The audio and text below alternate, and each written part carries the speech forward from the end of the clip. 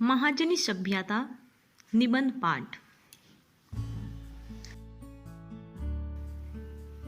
जागीरदारी सभ्यता में बलवान भुजाएं और मजबूत कलेजा जीवन के आवश्यकताओं में परिगणित थे और साम्राज्यवाद में बुद्धि और वाणी के गुण तथा मूक आज्ञा पालन उसके आवश्यक साधन थे।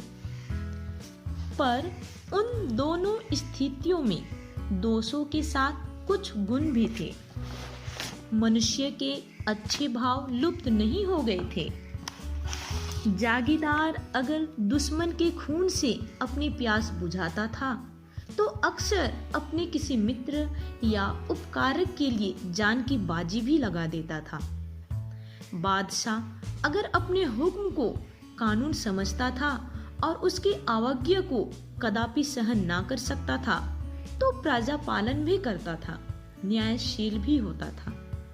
दूसरे के देश पर चढ़ाई हुआ या तो किसी अपमान अपकार का बदला फेरने के लिए करता था या अपनी आन बान रोब दाब कायम रखने के लिए या फिर देश विजय और राज्य विस्तार की वीरोचित महत्वाकांक्षा से प्रेरित होता था।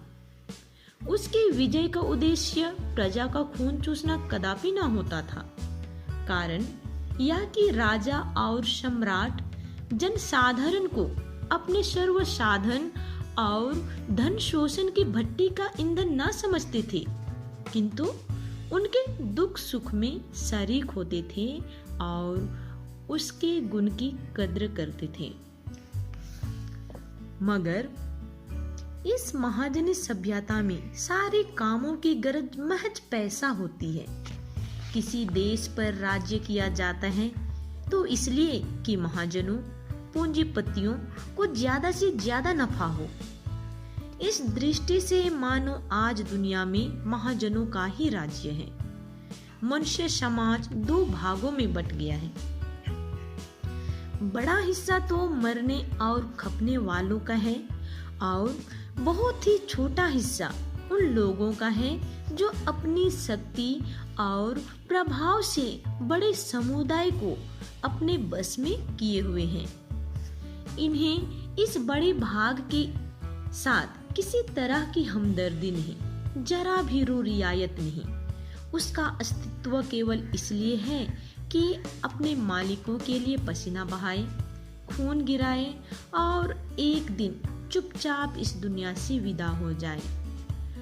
अधिक दुख की तो बात यह है कि शासक वर्ग के विचार और सिद्धांत शासित वर्ग के भीतर भी समा गए हैं, जिसका फल यह हुआ कि हर आदमी अपने को शिकारी समझता है और उसका शिकार है समाज।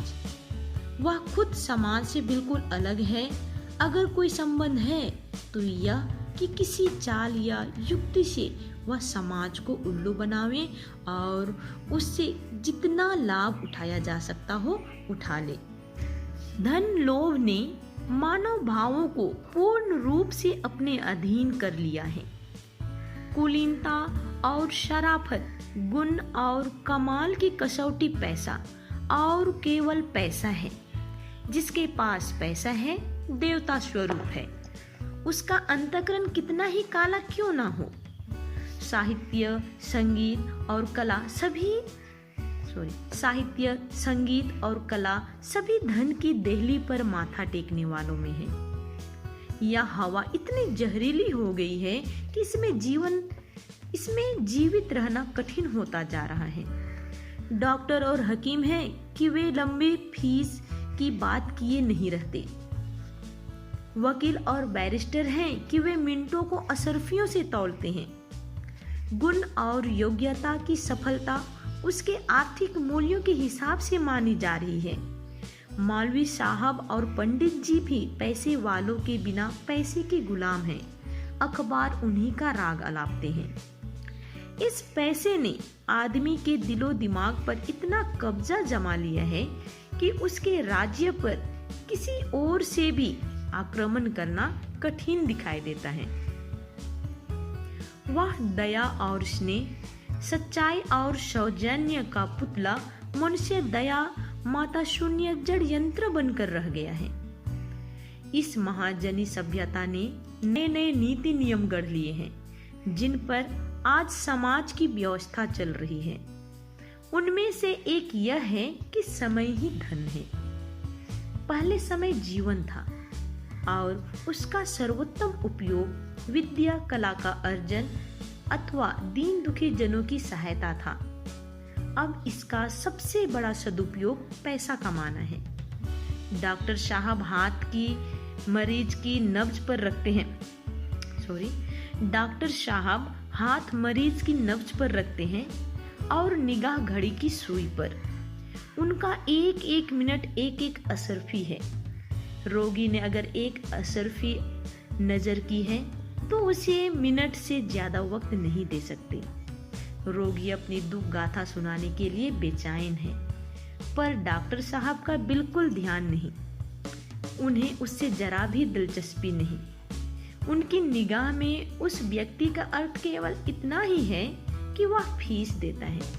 वह जल्द से जल्द नुस्ख लिखेंगे और दूसरे रोगी को देखने चले जाएंगे।